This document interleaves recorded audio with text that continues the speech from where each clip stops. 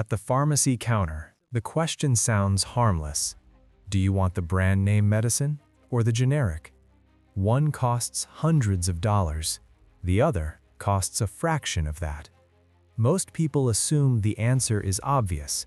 If the generic is cheaper, it must be inferior. If the brand is expensive, it must be better. That assumption feels logical, and it is completely wrong. The difference between brand and generic medicines has almost nothing to do with chemistry, quality, or effectiveness. It is the result of a long chain of decisions shaped by disaster, fear, law, and economics. Decisions made over centuries, often after people died. To understand why medicines are priced the way they are today, we have to go back to a time before pharmaceutical companies existed at all. For most of human history, medicine was not an industry, it was knowledge. Ancient civilizations understood something essential. If a remedy could not be prepared the same way every time, it could not be trusted. In India, Ayurveda described precise formulations of herbs and minerals. In China, early medical texts cataloged hundreds of substances and their effects. In the Greco-Roman world, Dioscorides' writings guided medical practice for over 1,000 years. During the Islamic Golden Age, Avicenna emphasized observation, dosage, and documentation.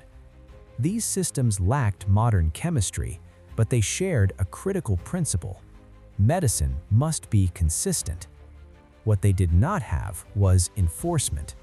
No factories, no regulators, no way to guarantee that what one healer sold was the same as what another prepared.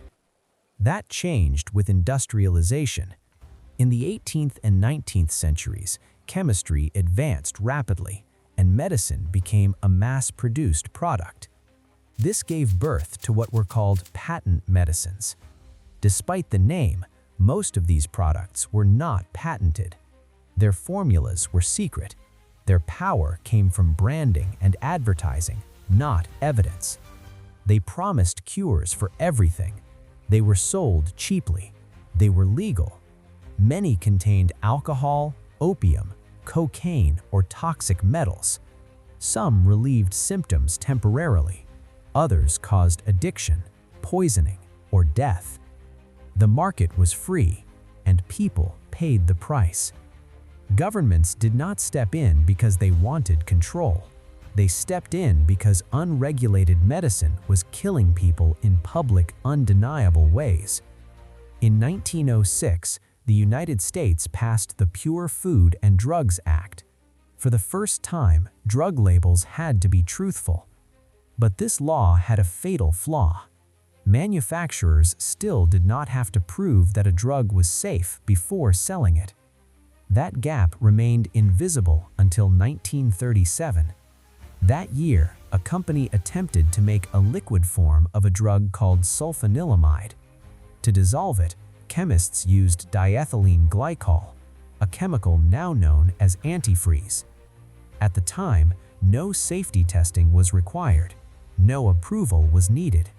The drug was sold nationwide. More than 100 people died, many of them children, in extreme pain. Only after the deaths did anyone ask whether the drug should have been tested. This single tragedy forced governments to change the rules. In 1938, new laws required medicine to prove safety before marketing a product. For the first time, medicine slowed down. Costs increased, timelines lengthened, but lives were saved. 2 decades later, the world learned an even harsher lesson. In the late 1950s, thalidomide was sold in many countries as a treatment for morning sickness. It was widely considered safe. It was not. Thousands of infants were born with severe limb deformities. In the United States, the drug was never approved because one FDA scientist demanded more evidence. That decision prevented a catastrophe. The global shock led to the 1962 Kefauver-Harris amendments. From that point on, drugs had to prove not only safety, but effectiveness. Controlled clinical trials became mandatory. Statistical evidence became law. This moment defines modern medicine. It is also the moment when medicine became expensive. From then on, developing a new drug meant testing thousands of compounds, knowing that most would fail. It meant years of laboratory work, followed by years of human trials. It meant spending hundreds of millions of dollars before selling a single pill. Most drugs never make it to market. The few that succeed must pay for the many that failed. To make this risk bearable, governments granted successful drugs temporary monopolies through patents and regulatory exclusivity. This was not a reward for success, it was an incentive to attempt discovery at all. But after 1962, an unintended problem appeared. Even when patents expired, generic manufacturers were often required to repeat the same expensive trials that already existed. The science was known, the safety was established, but the law blocked competition. Drugs that should have become affordable remained expensive for decades. Safety had been protected. Access had not. The system needed a correction. That correction came from two places. In 1970, India changed its patent law. It abolished product patents and allowed only process patents. Companies could legally reverse engineer drugs using new manufacturing methods. This decision transformed global medicine. It allowed affordable versions of life-saving drugs to spread across the world. It is why HIV treatment costs fell from tens of thousands of dollars per year to a few hundred.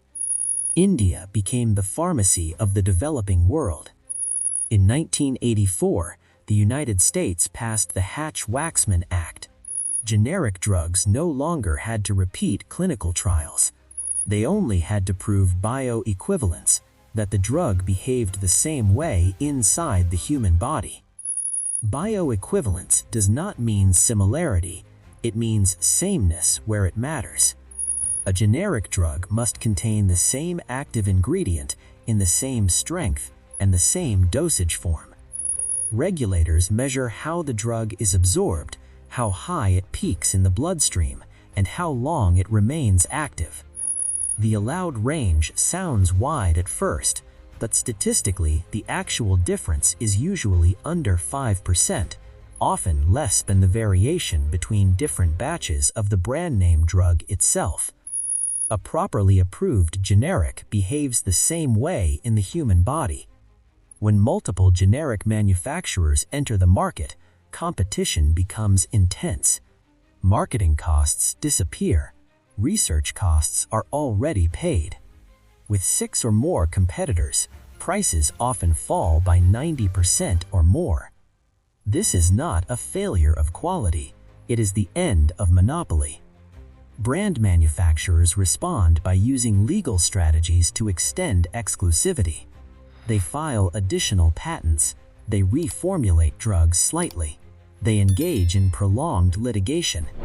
Some drugs are surrounded by hundreds of overlapping patents, making competition difficult even after the original patent expires. These practices are often legal, they are also controversial.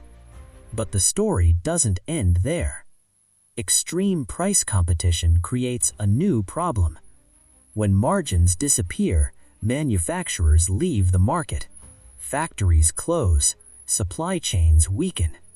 This is why the world now faces shortages of older essential medicines, not because they don't work, but because they no longer make financial sense to produce. Most generic medicines are safe, but cost pressure has led to manufacturing failures and scandals. Quality depends not on whether a drug is brand or generic, but on inspection, enforcement, and transparency. And this is the uncomfortable truth.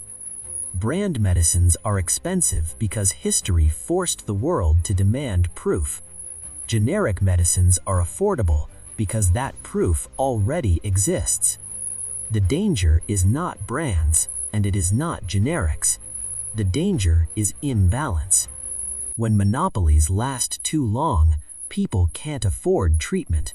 When prices fall too far, supply collapses. Modern medicine exists in a narrow space between innovation and access. It is not perfect, but it is not accidental. Medicine becomes expensive after people die, and it becomes affordable only when society decides that knowledge should no longer belong to just one company.